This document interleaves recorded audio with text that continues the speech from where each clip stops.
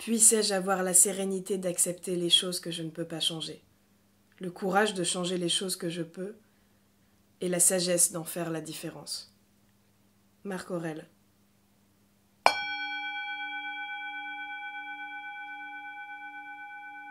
Bonjour, et bravo de faire l'effort d'écouter cette vidéo et de suivre cette méditation.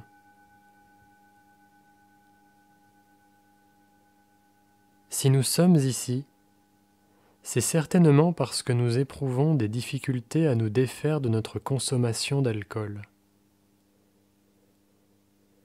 La bonne nouvelle, c'est que contrairement à d'autres maladies graves, et même si cela demande beaucoup de courage, nous avons le pouvoir de mettre fin à notre alcoolisme.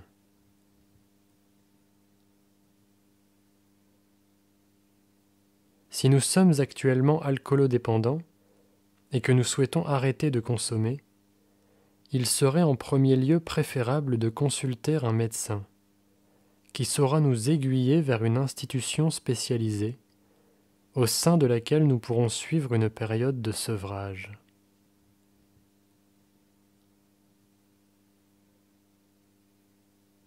Toutefois, l'envie de consommer ne disparaît jamais totalement.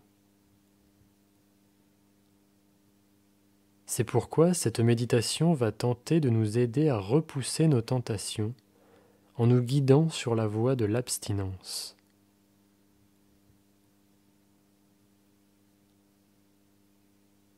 Si nous éprouvons actuellement une grande envie de consommer de l'alcool, commençons par fermer les yeux et par la ressentir.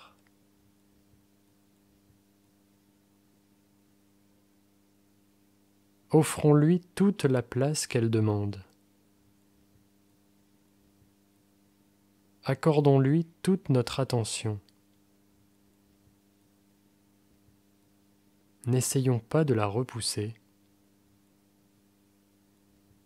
Pas pour l'instant.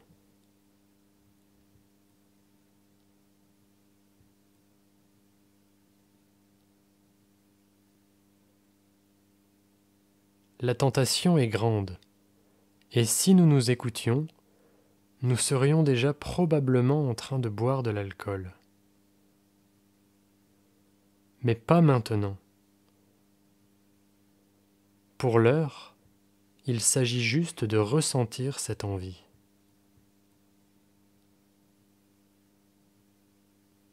Dans quelle partie de notre corps se manifeste-t-elle ?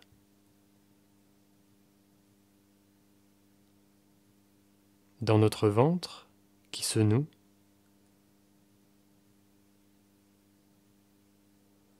Dans notre bouche, qui s'assèche ? Dans notre cœur, qui s'emballe ?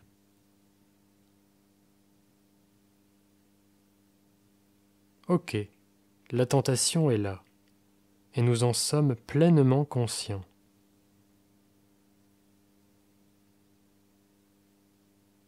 Désormais, nous allons ouvrir le champ de notre perception et prendre conscience de notre souffle.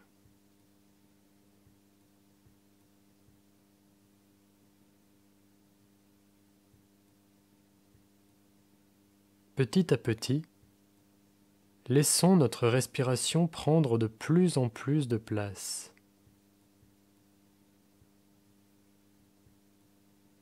L'envie de consommer est toujours présente, bien sûr, mais elle n'est plus seule.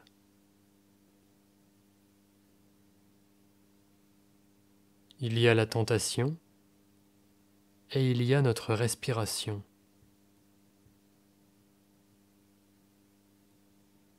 Parmi elles, une seule est vitale.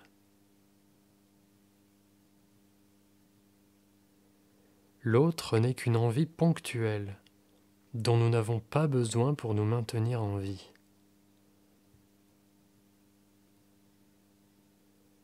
D'ailleurs, hormis notre souffle, nous n'avons besoin de rien pour vivre.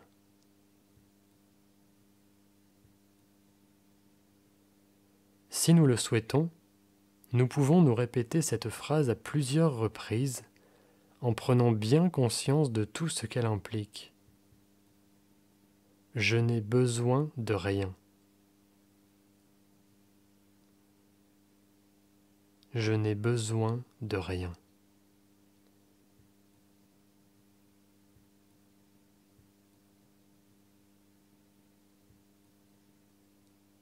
Néanmoins, gardons à l'esprit que nous ne serons jamais guéris, que nous n'aurons jamais définitivement vaincu la dépendance, car l'envie de consommer de l'alcool finit toujours par ressurgir, au gré de sollicitations extérieures, et notamment des publicités omniprésentes dans les abris de bus, à la télévision ou dans les magazines.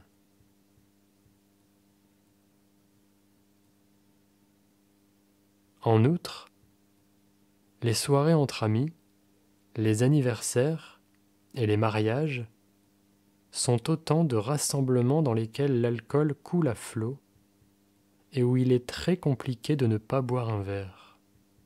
Mais nous savons que ce verre a le pouvoir de réactiver notre dépendance. Au cœur de ces événements festifs, ne nous laissons donc pas impressionner par l'écrasante montagne que représente l'abstinence. Avançons, seconde après seconde, et acceptons que l'envie soit là.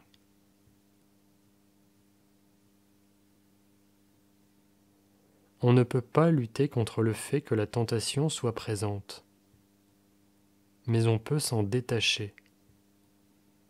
En prenant conscience de notre souffle, de notre corps et de tous les sons qui nous entourent.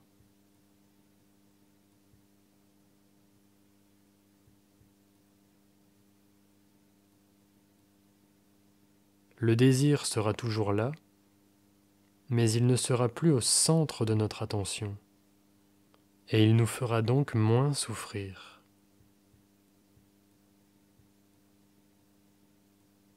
Cependant, si une soirée potentiellement arrosée se profile à l'horizon dans les jours qui viennent, et si nous craignons de consommer de nouveau à cette occasion, alors ne nous y rendons pas. Tout simplement. Rien ne nous oblige à risquer une rechute.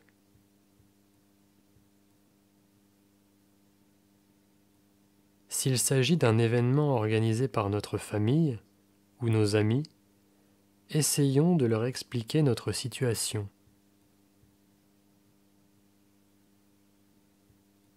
Après tout, il s'agit de proches qui pourront peut-être nous comprendre et nous soutenir.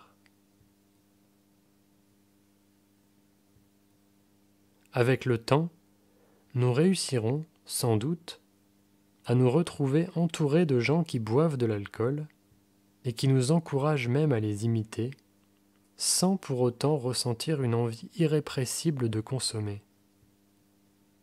Mais rien ne presse. Rien ne justifie le fait que nous prenions le risque de boire à nouveau. L'abstinence est bien trop précieuse pour cela.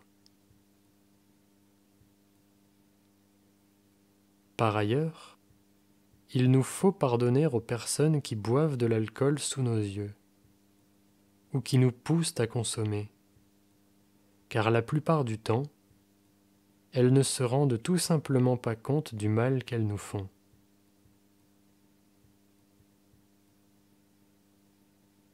Et n'oublions pas, il y a beaucoup de personnes qui souffrent de la même maladie que nous. En résistant chaque jour à la tentation de consommer, nous leur montrons qu'il est possible de vivre en suivant la voie de l'abstinence. Par conséquent, n'hésitons pas à en parler autour de nous et à aider ces personnes pour que notre expérience soit utile et conduise toute l'humanité à exprimer plus de bienveillance envers les humains qui, comme nous, souffrent de la dépendance.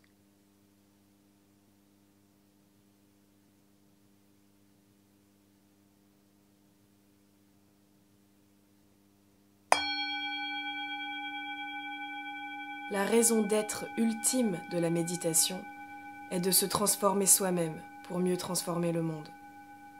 Mathieu Ricard.